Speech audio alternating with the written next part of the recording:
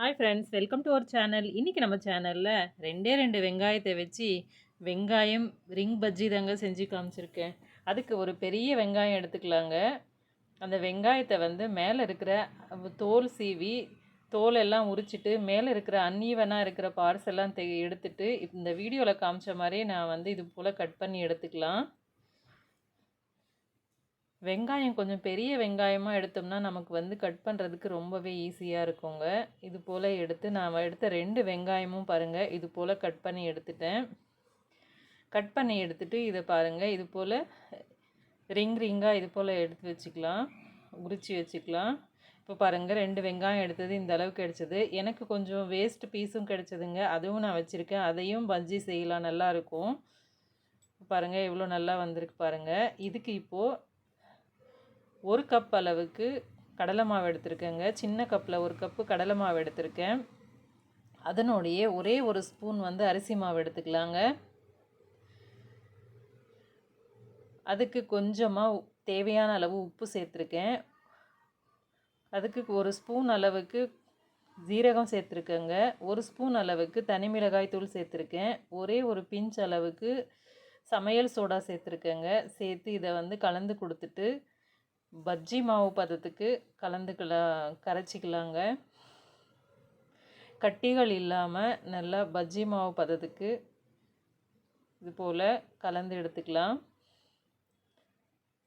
கொஞ்சம் கொஞ்சமாக பஜ்ஜி மாவு கலக்கும் போது எப்பயுமே கொஞ்சம் கொஞ்சமாக தண்ணி விட்டு கலக்கணுங்க. ஒரே வழியாக அதிகமாக விட்டோம்னாலுமே நமக்கு மாவு வந்து ரொம்ப வந்து தண்ணியாகிடும். ரொம்ப அப்புறமா மாவு சேர்க்க வேண்டிய வேலை வரும். இது போகிறவங்க கொஞ்சம் கொஞ்சமாக சேர்த்து கலக்கும்போது நமக்கு பர்ஃபெக்டாக கிடைக்கும். இப்போ பாருங்கள் மாவு ரெடி ஆகிடுச்சுங்க. ஸ்டவ் பற்ற வச்சு கடாய் வச்சுருந்தேங்க.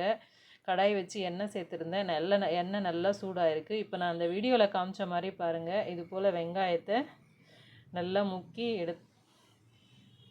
எடுத்து எண்ணெயில் விட்டுக்கலாங்க. எண்ணெய் ரொம்ப சூடாகவும் இருக்கக்கூடாது, மிதமான சூடாக இருக்கும்போது போட்டால் நமக்கு வந்து இந்த வெங்காயம் வந்து நல்லா வெந்து வரும். பாருங்கள் நம்ம மாவு பாருங்கள் கரெக்டாக வந்து நம்ம வெங்காயத்துக்கு பிடிச்சிருக்கு பாருங்கள். இந்த சைஸில் இருக்கணும், இந்த கன்சிஸ்டன்சியில் இருக்கணும் நம்மளோட பஜ்ஜி மாவு. தண்ணியாக இருந்ததுன்னா உங்களுக்கு வந்து இதுக்கு அந்த வெங்காயத்துக்கு ஒட்டாது. ரொம்ப கெட்டியாக இருந்தாலுமே அது ஒரு மாதிரி நல்லா இருக்காதுங்க. இது பர்ஃபெக்டாக இருக்குது பாருங்கள்.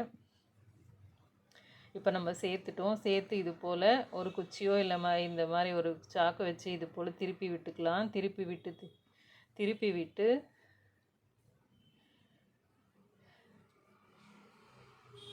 பாருங்கள் பாதி அளவுக்கு வெந்திருக்கு, பபுள்ஸ் வந்துட்டுருக்கு. இப்போ பாருங்கள் பபுள்ஸ் கொஞ்சம் கம்மியாக இருக்குது. திருப்பி விட்டு பொரிச்சு எடுத்தால் பாருங்கள், திருப்பி விட்டு இப்போ ஃபுல்லாக நமக்கு இந்த நம்மளோட பஜ்ஜி ரெடி ஆகிடுச்சுங்க. பாருங்கள் இருக்கிற பபுள்ஸ் ஃபுல்லாகவே அடங்கிடுச்சு. இப்போ நமக்கு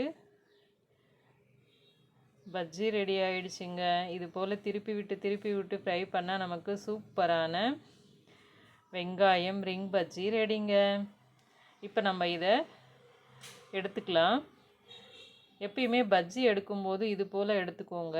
நம்ம இது போல் சல்லிக்கரண்டியை வச்சு ஒரு கரண்டியை வச்சு எடுக்கும்போது இருக்கிற எக்ஸஸாக இருக்கிற எண்ணெயெல்லாம் க்ளீனாக வந்து வழிஞ்சிருங்க. சூப்பரான பஜ்ஜி பாருங்கள் ரெடி ஆகிடுச்சு.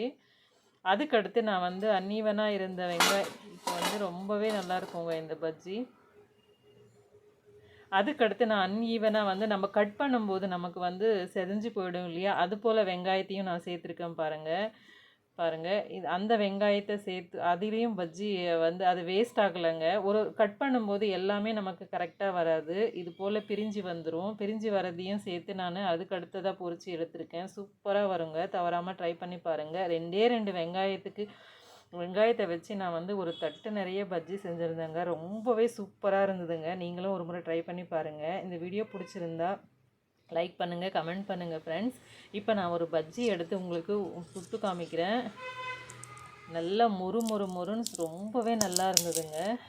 மொறுப்பாக ரொம்ப நல்லா இருந்தது. சுவை அந்தளவுக்கு சுவையாக இருந்தது. 2 வெங்காயம் இருந்தால் போதுங்க. நீங்களும் செய்து அசுத்துங்க. சூப்பரான பஜ்ஜி ரெடிங்க. நீங்களும் செஞ்சு பார்த்து எப்படி இருந்ததுன்னு கமெண்ட் செக்ஷனில் கமெண்ட் பண்ணுங்கள். இந்த வீடியோ பிடிச்சிருந்தா லைக் பண்ணுங்கள். தவறாமல் சேனலுக்கு சப்ஸ்கிரைப் பண்ணுங்கள். இன்னும் நிறைய ஹெல்தி வீடியோஸ் நம்மளோட சேனலில் இருக்குது, அதையும் பாருங்கள். தேங்க்யூ ஃபார் த வாட்சிங் காய்.